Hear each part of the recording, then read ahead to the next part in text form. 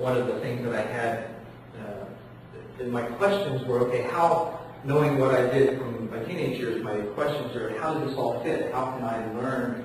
Where does all of this information connect? So I'm going through a process called the multi-level awareness. William Swigart wrote a book back in the 50s to describe two techniques, multi-level and multi-plane. So I'm getting ready to go through this facilitated experience, and Zephyr shows up and he says, come. So I'm out of body, we're going, and the process is designed so you can report back to the facilitator, and they can keep records. They ask you questions so you can have a record of the experience. So we're traveling across the universe, and we eventually end up at this solar system. It took about 8 minutes to get there, I was told later. 3 suns, had 10 or 12 lush green planets around them. The suns took one voice and said, we are not only your forefathers, we are also the forefathers of your solar system. I wanted to ask questions. Everyone says, nope, that's it. You got all you need. You'll figure it out. So back we came. Amazingly enough, it took 8 minutes to get back. Now, I've never found, the only reference I found of the speed of thought was in the Urantia book, and it says it's 241 trillion miles per second.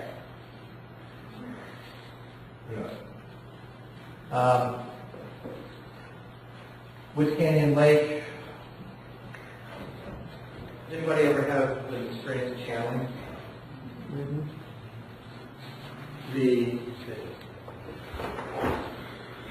Since you know that, it's really kind of interesting.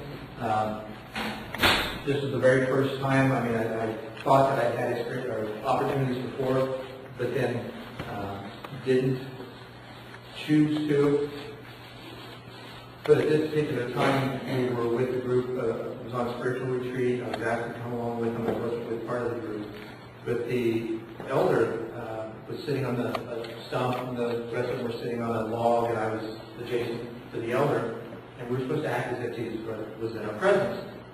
And so I'm not a Jesus fanatic, but it was kind of cool because I was thinking to myself, man, it's pretty easy, and just plain have fun. Well, the rest of the people just couldn't do it. So after a while, I piped up and said, see, like this, hey dude, glad to have you here, let's party!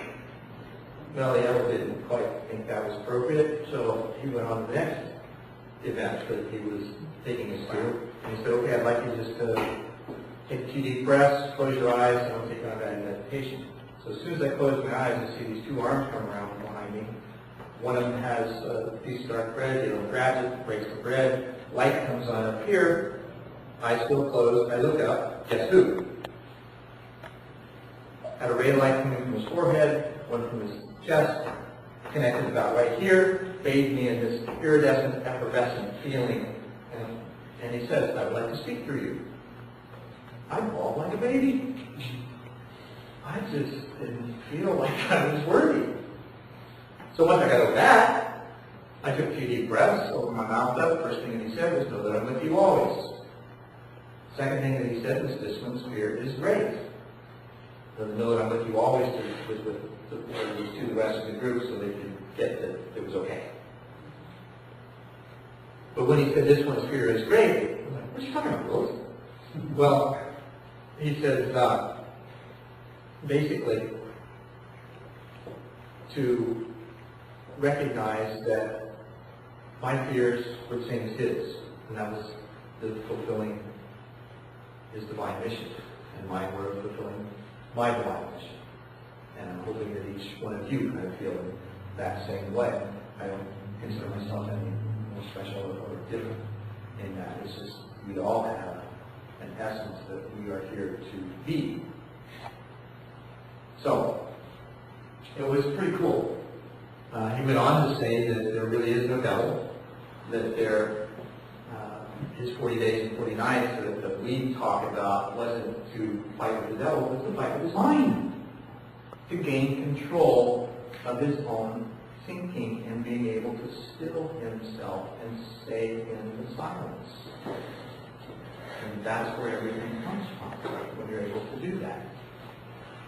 And from what I read throughout the rest of the cultures and various religions and spiritual teachers, they all say the same thing.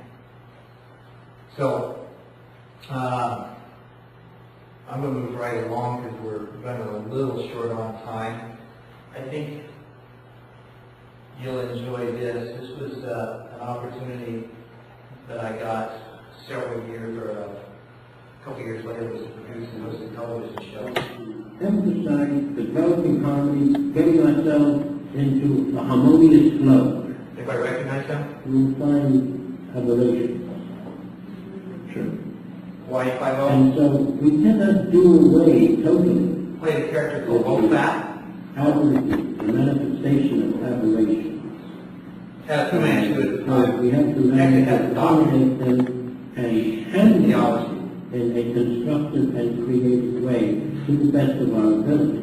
If we didn't None have, of us said life is going to be without problems. that's true. And without those problems, those adversities or those aberrations, we wouldn't have the necessity to grow with them, to develop constructive ways of integrating those various things in our society as a whole. Right. I remember in the sanctuary ceremony, we had a little passage that said, I will use all negative experiences as challenging opportunities. It's one of the things I enjoyed most about coming there, with that kind of instruction.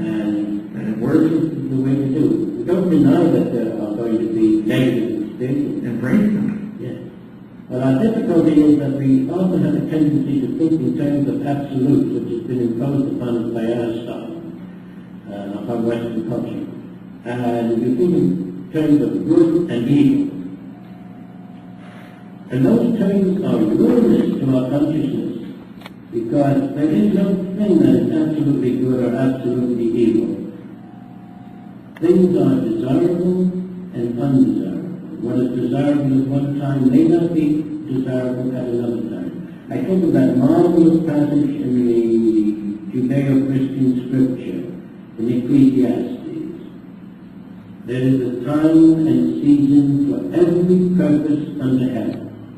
A time to love and a time to cry. A time for peace and a time for war. A yin and yang, a yin and yang. A time to plant and a time to reap. A time to build and a time to tear down. And everything has its time and its place, its seasons. Pretty cool wisdom, huh? I actually had a doctorate in theology.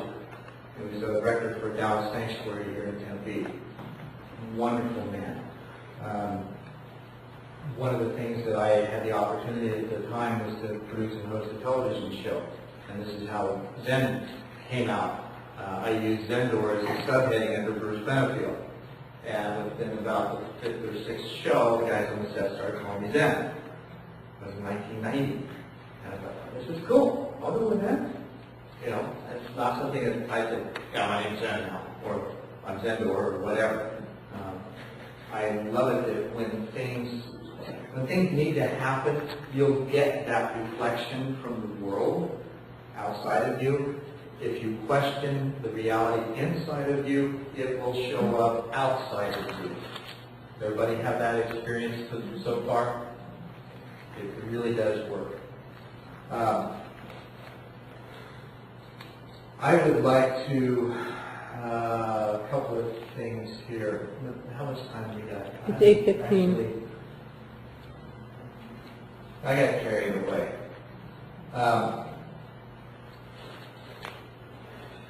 I'll leap into, do you all believe that there are human ET hybrids on the planet? Okay. You know of a few? I'm thinking of one. With my adoption, I researched whether I had, if I could find my birth records. I went back to court. There was none at the state level. I went back to court. Clerk was dead. Judge was dead. Attorneys were dead. Records were destroyed in the flood. That's all I got to say. at least to be